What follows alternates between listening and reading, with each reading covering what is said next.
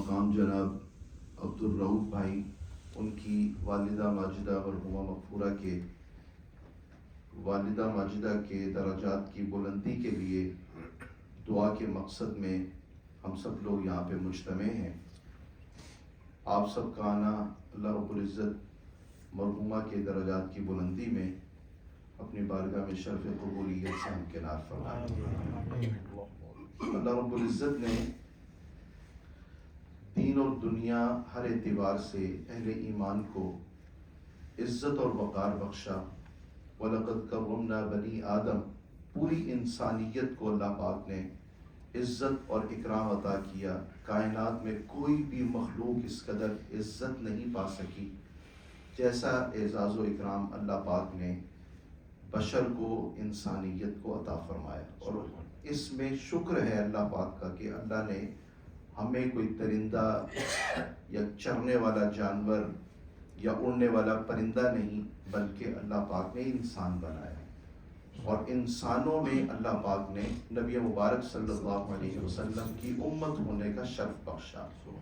تو زندگی کتنے اعزاز و اکرام سے گزر رہی ہے یہ آپ اور میں بہتر جانتے ہیں۔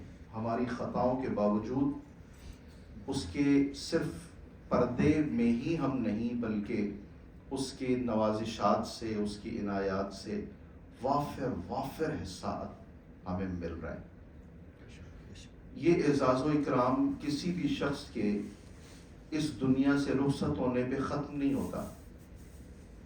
آپ حضور صلی اللہ علیہ وسلم ارشاد فرماتے ہیں کہ جب کسی شخص کی موت کا وقت قریب آتا ہے تو ملائکہ اس کے پاس آ جاتے ہیں۔ المیت تحضرہ الملائکہ، ملائکہ اس کے ارد گرد آ کے پھیل جاتے ہیں۔ اب بسا اوقات آپ نے دیکھا ہوگا کہ اس کا کھانا پینا بند ہو جاتا ہے اور اس کا کلام اور گفتگو بھی ختم ہو جاتی ہے، جو شخص دنیا سے جانے کے قریب ہوتا ہے۔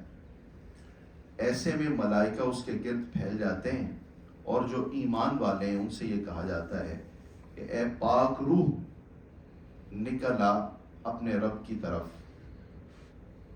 اے پاک روح نکل آ اپنے رب کی طرف۔ حضور صلی اللہ علیہ وسلم ارشاد فرماتے ہیں وہ یہی کہتے رہتے ہیں۔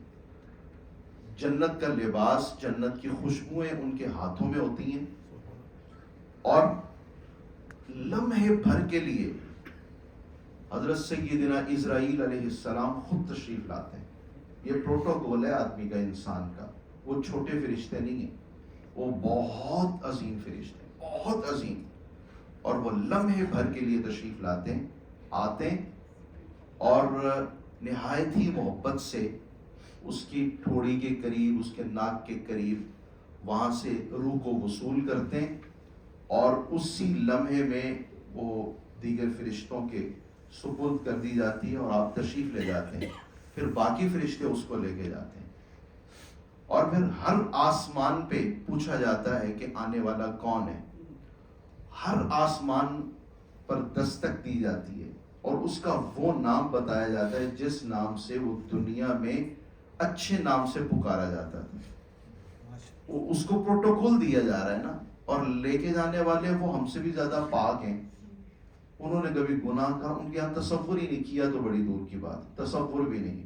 وہ لے کے جا رہے ہیں روحیں، اور ساتوں آسمانوں کو اسی طرح عبور کیا جاتا ہے، حتیٰ کہ وہ مقام جس جگہ اللہ رب العزت سے وہ ہم کلام ہوتے ہیں، پہنچتے ہیں۔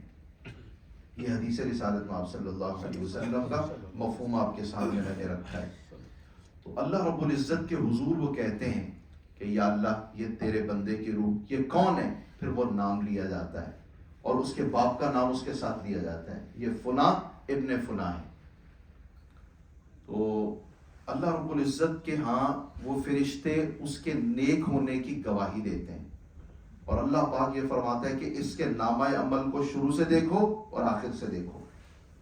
شروع سے دیکھا جاتا ہے تو اس نے اللہ کا نام لے کے اپنی زندگی کا آغاز کیا، اور اللہ کے نام پر اختتام کیا۔ تو اللہ پاک یہ فرماتا ہے درمیان میں جو کچھ بھی اس کی بھول چوک ہے نا، تم گوارا نہ معاف کر دیا۔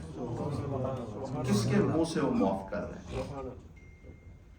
ایک تو انسان بنایا، دوسرا اس نے نبی مبارک صلی اللہ علیہ وسلم کا امتی بنایا. یہ ہمارے لیے بہت بڑے اعزاز کی بات ہے. اور پھر یہ کہا جاتا ہے کہ اس کو اعلیٰ علیین میں جگہ دو, جو بہت بلند مقام پانے والے لوگ.